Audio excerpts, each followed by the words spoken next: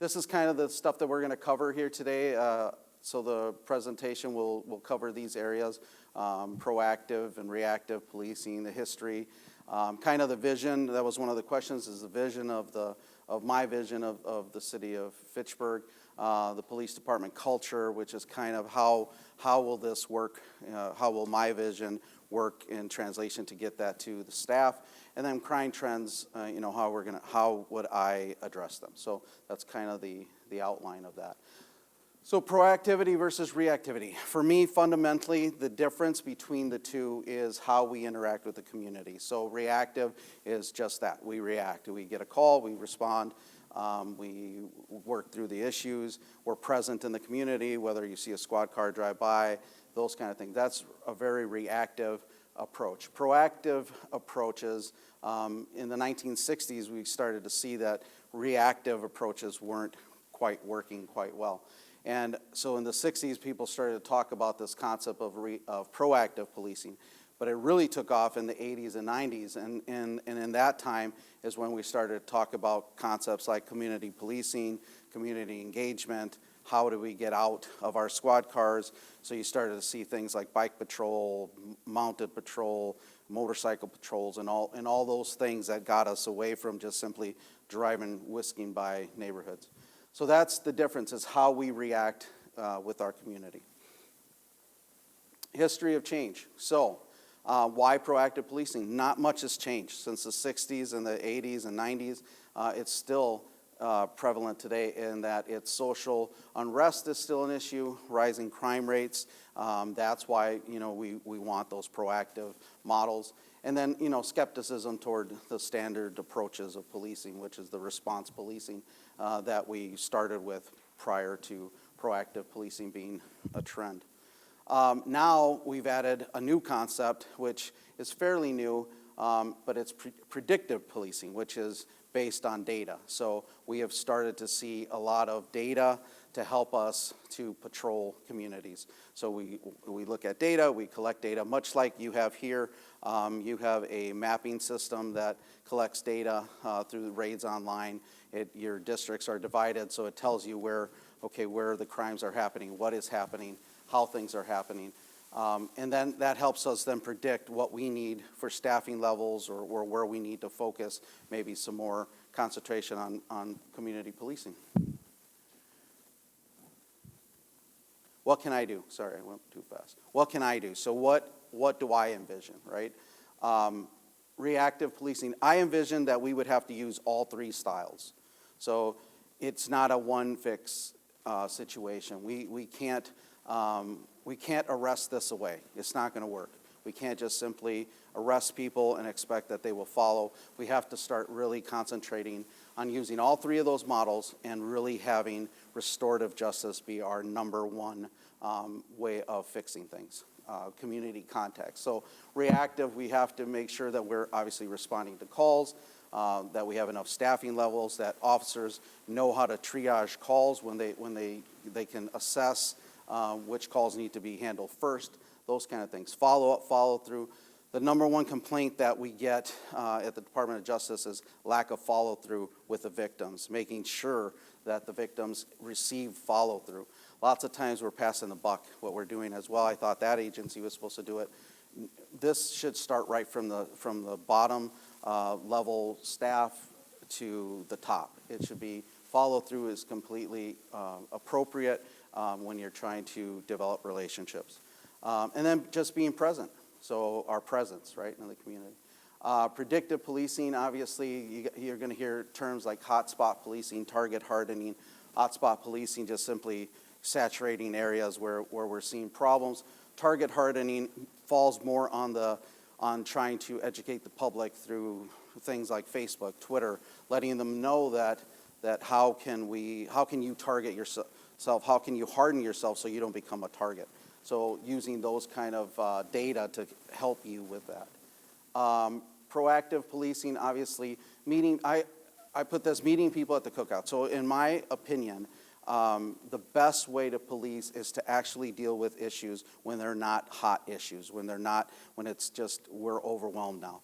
The best way to meet people is to get out there. The chief of police is not much more above than a patrol staff. He should be able to get out in the community, step out of his comfort zone, be vulnerable, be flexible, talking to people. And what you do then is what you're going to do is then you will find common trends. So you're going to open yourself up for the complaints and those kind of things, but what you will identify is common threads throughout the community by simply hearing, okay, I've heard this once before and now I'm hearing it across town. So obviously this is an issue, and that's where you start to develop, okay, what policies, procedures, what are the things that we can do to change that. Some of it might be perception, some of it might be communication, some of it might just be lack of understanding of what we do for our department. So I call those one-on-one contacts and windows of opportunity. I would speak a lot about windows of opportunity. I try to capitalize on as many windows of opportunity as I can. If somebody opens an opportunity, you try to get in that opportunity, take on that opportunity. No opportunity is too small. Where you really, if you're focused on that, the problem should be, I don't have enough time to deal with all the opportunities. It shouldn't be like I'm seeking opportunities. There's just not enough time in a day to deal with all the opportunities. They're there, they're everywhere. Teamwork, so that's kind of the culture of service. For me, it's got to be culture of service. In order for a department in today's era of policing is to be focused centrally on service. And that is your motto here. That is service, service, service, right? To me, it also needs to be anchored by two other things. Service has to be anchored through accountability and transparency. We have to be very, very transparent with our community. We have to be an open book, an open door. People don't like secrecy. People want to know what we're doing. You have to make that available. And then you have to be accountable, which means you're not only accountable to your staff, to the people, to the elected officials, to the community, but you're accountable to yourself. When something doesn't work quite well, you're flexible, you're moving it around. When you make a mistake, you quickly to acknowledge that and move on. People will accept that. They will accept when you make a mistake as long as you come out and you say it. That was a mistake, shouldn't have happened. You don't make up excuses, you're not throwing anybody under the bus. So that's how you build the culture of service within your department. You build a department where people actually feel comfortable coming to the chief, and that it's not such a bad situation that the chief himself can't accept, his fault in it. So I have been a supervisor for the last nearly 20 years, 18 years, and I can tell you one of the biggest compliments that I've received from my staff, and it's been dozens of officers throughout the years, is that I have never let them be there by themselves. So when they were in the pool drowning, I jumped in the pool with them. And I accepted responsibility for my shortcomings in their failures and then helped them out of the pool. That's really my philosophy of leadership. To me, it's working as a team, part of a team, not really separating ourselves or segregating ourselves by title. This is something I put in there. Just for me, I never judge people by their appearance, by their looks. I grew up in a very culture-driven, people from all over society. In one word, if you look at this, what do you think? When I've shown this picture, people think, homeless, old, disheveled, not well kept. When you look at this, I've heard people talk about beautiful, young, happy, put together. But the reality is that that's not the case.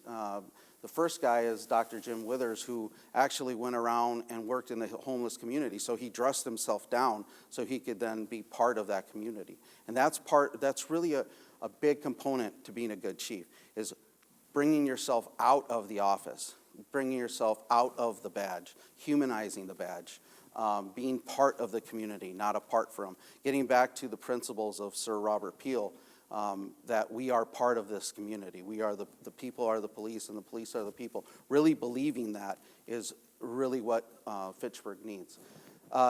Jody was actually a murderer. She murdered her boyfriend, stabbed him, shot him, It was a gruesome sight. So when you just take people by the looks, you don't get an opportunity to actually get to know who they really are. And that could be really deceiving when you're trying to make change or understand why people have done what they've done. These are, am I doing okay on time? Okay. These are kind of my mottos, if you will, or my thought process when it comes to getting officers motivated to have a culture of service, to work within the community, to try to circumvent crime, try to come up with solutions. The rule of 97-3, to me, in my opinion, 97% of people are good people that sometimes make mistakes. They're all of us. 3% of the population is the population that's why we have jobs, because 3% of the population. The key, in my opinion, is never to treat the 97% like the 3% of the population.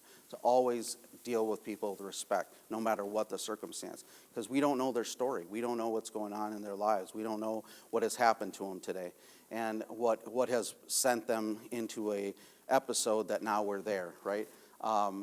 Building a foundation, that is key. If you want to have officers understand what your plans are, you got to make them clear. You can't expect officers to do what you want them to do if they don't understand where your vision is or they weren't part of your vision. And that's about building foundations. So you build a foundation with your staff, you deal with them one-on-one, you talk to them, you get advice from them. They are all filled of different, unique perspectives and understandings. So to me, open-minded, flexibility, those things are very important for a police chief because there is no way that you can do this by yourself. You need to be surrounded by the qualified people that you've hired, let them do their job. So that's where I get to mindset. So one of the things that I've talked about in several settings is the mindset. The mindset of a lion, for instance. He's not the biggest, he's not the strongest, he's not the fastest, he's definitely not the smartest, but he's still the leader of the jungle. And it's all mindset. His mindset is that he has circled himself with the best, the strongest, the quickest, the smartest. He has encircled himself. So a true leader doesn't try to be the best. He tries to encircle himself with a team of the best. Try to make Fitchburg the best it could possibly be.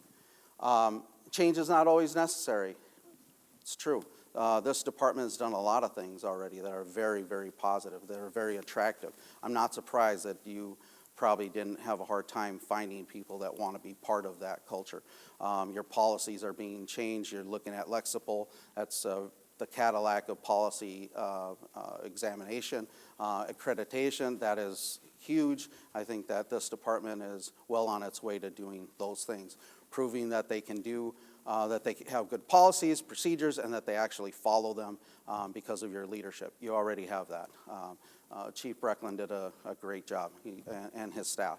So there's things that just aren't going to be needed. They're not changed. They're just maybe we can tweak them or maybe we can add to them. It's not a culture of complete change. And expect to be accountable. So that is huge. If you expect to have your staff be accountable, you have to be accountable. And you have to be accountable to them. You're not above them. You're with them. You're a team. So crime trends, that's a little hard to read, but here in Dane County, Fitchburg, Madison, property crimes are through the roof. Drugs and mental illness is probably second, violent crimes. So right now, statistically, in Fitchburg, you are 1 in 330 chance of being a victim of a serious crime. In Fitchburg, you're 1 in 60% chance of being a victim of a property crime, and 1 in 50 chance of just being a victim of a crime. That is important to know because those are data that we can then research. So what do we do about it? We have to get out into the community.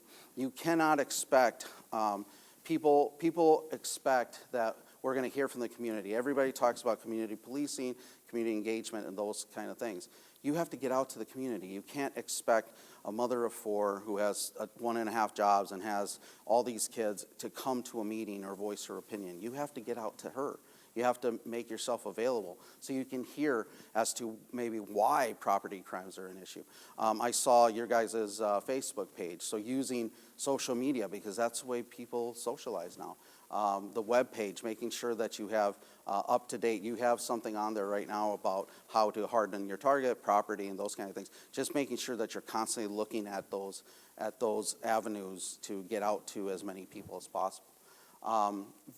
Violent crimes, obviously, those are they're on the rise. And so the other issue with all of these is getting to our youth, because a lot of our property crimes are youth-based. A lot of those crimes of stolen vehicles and those things are through the roof, and most of those suspects are children. So getting to them early, making relationships with them, encouraging officers to think outside the box, encouraging them to become involved outside of work. I have spent more time working outside of policing than I did in policing to develop a relationship with the community. I've been doing that for years.